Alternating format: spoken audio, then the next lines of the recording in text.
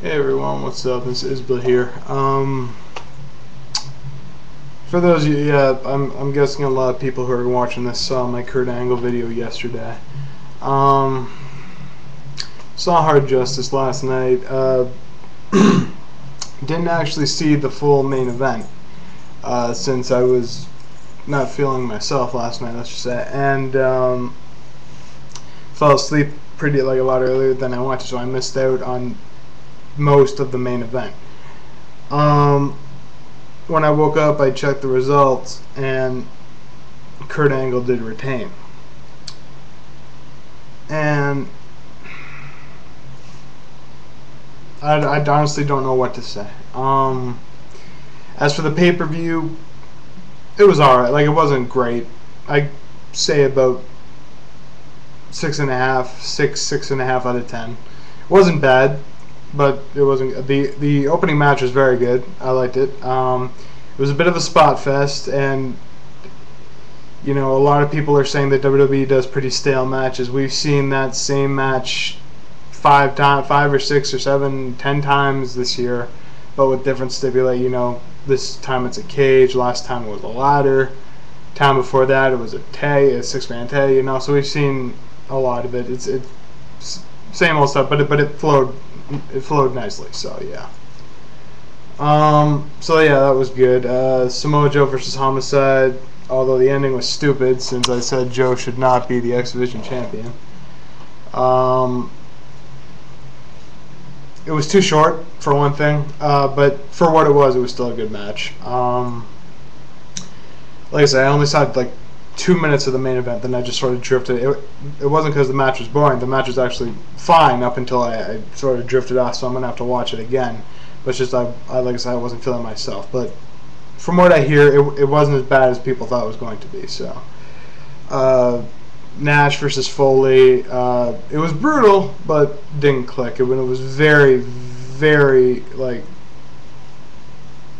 not in, like, the crowd was not really that into. I didn't find the crowd was not really that into it, so that's what took a lot away from it. Like I said, it was bloody and like with the barbed wire and stuff like that. So that was pretty intense, but nothing really to see for a useless title, and that for that matter. The both tag team the IWGP tag team title match. Beer Money versus British was a good for what it was. It was too damn short.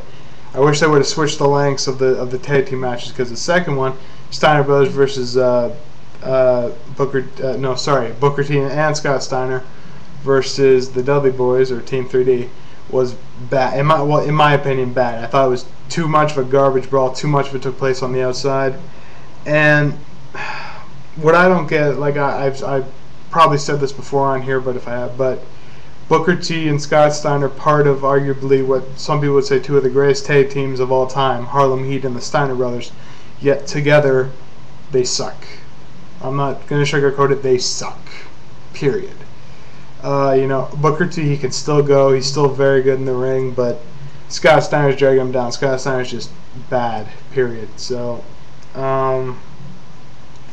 and having the Dudleys in there working their match that they work every single time that they go out there, repetitive formula, hardcoreness, table, so it didn't mesh very well. The Hernandez squash I like that. That was very well done, very well worked. I like the fact that it was a squash. That was actually a highlight for me, since I'm a Hernandez mark, and seeing him squash that fucker in 9 seconds was just awesome. So. I can't remember too much else. Like I said, it wasn't a bad show by any means. I thought the fact of having them all under hardcore or no DQ rules was a bad idea, and I didn't like the way that they did it either. It's just like the effect was there, but they didn't just announce it beforehand. So I'm assuming people are, because it did leave my mind a few times that every match was under no DQ, no rule. So. And, you know, when I saw them grab chairs and tables and stuff like that, it was a bit confusing, at least in my mind. So, like I said, all in all, TNA's done worse. This is definitely a big improvement, although that's not saying much, over Victory Road. So, it wasn't bad. It wasn't bad at all. hopefully they go on a bit of an incline upwards. But from what I've heard about the booking choices that they're making, hiring a Hollywood type person instead of just I believe True Slayer said this point in his review there, that if they bring in a Hollywood guy, that's fine, but they also have to have someone there who knows the business very well. Like, I don't know, if Jim Cornette does want to book full-time, then yeah, give it to him. Scott D'Amore, like, I know he's already back, but he's only doing the knockouts, I believe, you know. But yeah, have someone like that, or someone like Paul Heyman or Gabe Sapolsky. Have someone like that mixed with the Hollywood guy. Don't just throw the Hollywood guy in there, so. Anyways, like I said, yeah, so overall, hopefully they go on a bit of an upscale draft from here, but first thing they gotta do, definitely, is stop putting the X Division guys in the opening match, because most of the times it's your best match of the night, and it's always the same goddamn match. You know, like, what the fuck, like, you know, Lethal Consequences, both Jay Lethal and Consequence agree, what the fuck have they done this year other than competing in these multi-man X Division matches that we see every month? So, I'm sorry, you know, I love the X Division. I've had my complaints about, you know, their selling or lack thereof in some of their matches, but I do love the X Division. It's very entertaining to watch. But when you see basically the same match over and over again, and this goes for other matches too, not just the X Division. I'm not biased toward that thing. You know, I've had my say on the Randy Orton, John Cena matches, and the Randy Orton Triple H matches, and everything like that. You know, they're still, like I said, those X matches. They are still damn good matches, but they got to find other things for these guys to do other than cramming them in multi-man matches. So, but yeah, I'll put my star ratings in the side. I still have to watch the other bit of the main event, so when it's up somewhere, I will. So for the time being, I just have to NA that match, and when I see it, I'll come back and I'll change it on this video. I just want to take a minute though to say though, the idea of keeping the belt on Kurt Angle, arguably one of the stupidest things TNA's ever done, and that's saying a lot. But this was just beyond all belief, like very, very bad. I'm a mark for Kurt Angle. He is one of the best ever. He is probably one of the best in the world today, still, and he is a 5-star wrestler, no doubt about it. But after what happened, he should get some kind of punishment from the company. It looks like they're not going to do anything about it. You know, when RVD got busted for the weed, you know, I was a bit against that, since I don't see why that should be a big problem like that. But anyway, RVD, he took his punishment like a man. He got both belts taken off him within 2 days. So, you know, and he had a month off without pay. So he got a punishment for that.